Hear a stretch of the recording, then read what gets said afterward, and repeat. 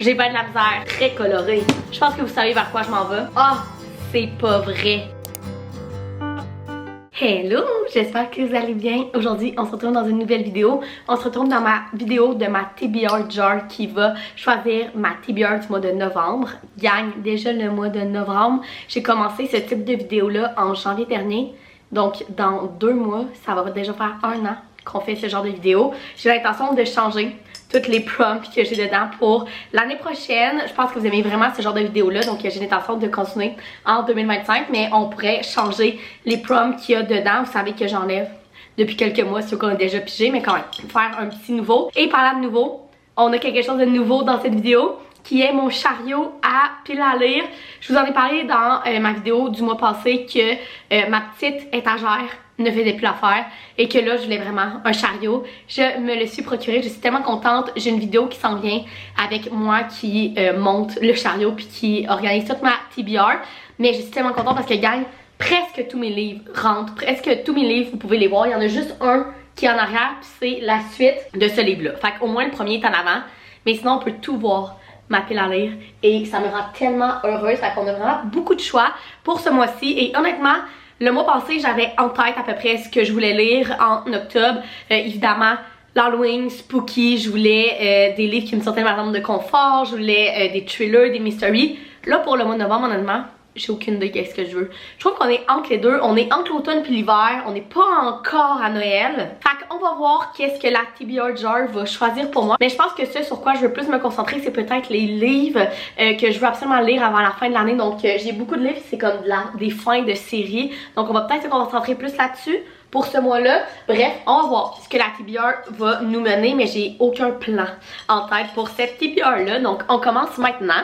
C'est le dernier livre que tu as acheté / reçu. Et gagne, le dernier livre que j'ai reçu est You Again de Kate Goldbeck.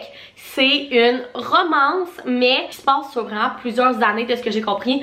Donc, 2 personnages se recroisent au fil des années, puis au fur et à mesure il y a une romance qui avance.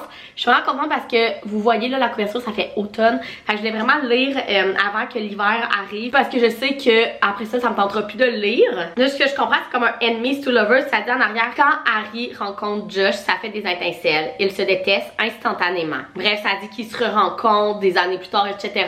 J'ai vraiment hâte de lire. Vous savez que j'adore les romances. Par contre les romances sont plus centrées sur les personnages qui se passent d'année en année. Des fois, c'est un petit peu plus difficile pour moi, fait que j'ai super hâte de le lire. Maintenant, le deuxième, on en prend 8 comme d'habitude. Un livre que je crois qu'il sera un 5 étoiles. Ok gang, on a beaucoup d'options. Je pense que ces 4 livres-là, je suis pas mal sûre qu'ils vont être des 5 étoiles. Donc premièrement, on a L'amour en double de Taylor Jenkins Reid. Taylor Jenkins Reid, j'ai lu 3 de ses livres. Mon 5 étoiles, mon préféré c'est Daisy Jones and the Six. J'ai adoré ce livre-là. Celui-là, comment le monde m'en parle, je suis pas mal sûre que ça va être un autre coup de cœur de cet auteur-là pour moi. Il a juste l'air incroyable. Ensuite de ça, un classique, mais Magnolia Parks de Long Way Home, donc le 3e dans la série des Magnolia Parks.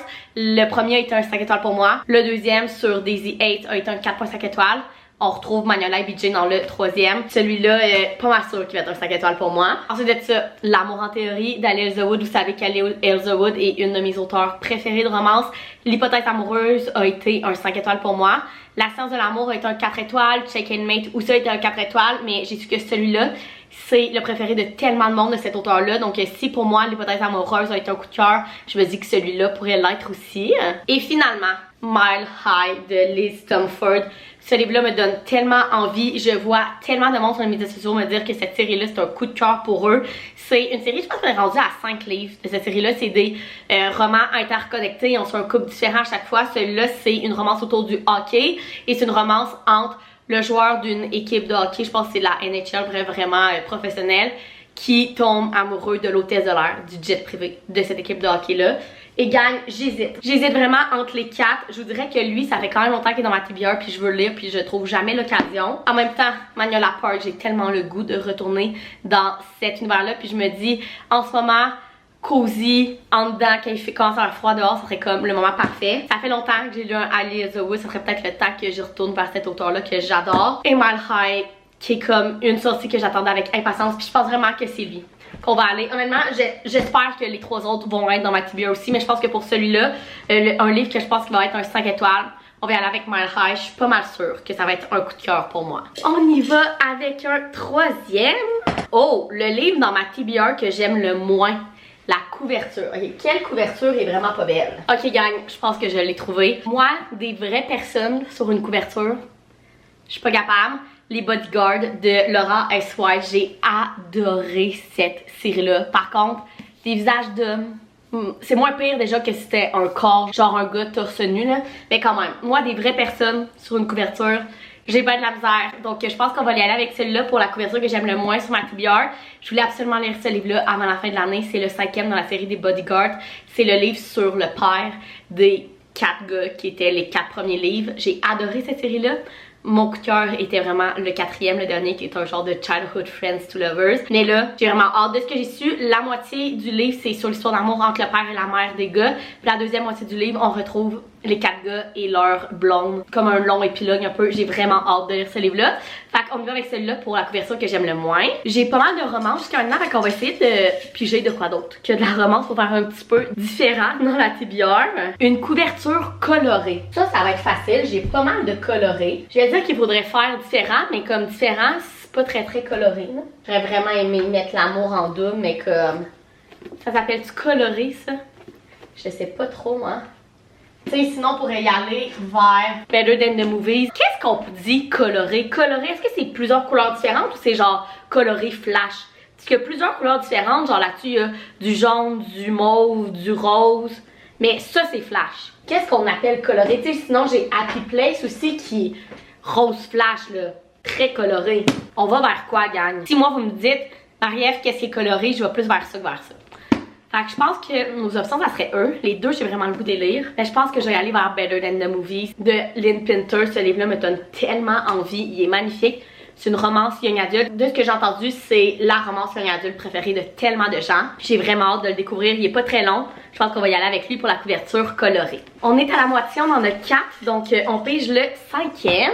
Un livre avec du rose sur la couverture. Ok, là on a pas mal de choix. Je vais les sortir. Ok, on a 5 choix. Donc premièrement, je t'en ai déjà parlé, mais L'amour en théorie de Ali Hazelwood. Il y a du rose ici, il y a du rose sur le chandail de la fille. Sinon ça c'est un choix obvious là. Happy Place d'Emily Henry, il est rose flash au complet. Le deuxième dans la série Slame de Colin Hoover. Donc pour toi, évidemment, il y a du rose sur la couverture.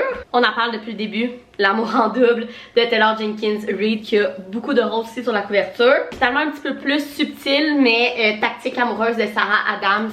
Du rose ici, puis le chandail de la fille aussi, il y a du rose. Je pense que vous savez vers quoi je m'en vais. On en parle depuis le début. Je veux absolument que ce livre-là soit dans ma TBR. J'ai tellement hâte de le lire. Encore une fois, un livre pas trop long. Je sens qu'il va me briser le cœur. Donc pour le livre avec du rose sur la couverture, on y va avec celui-ci.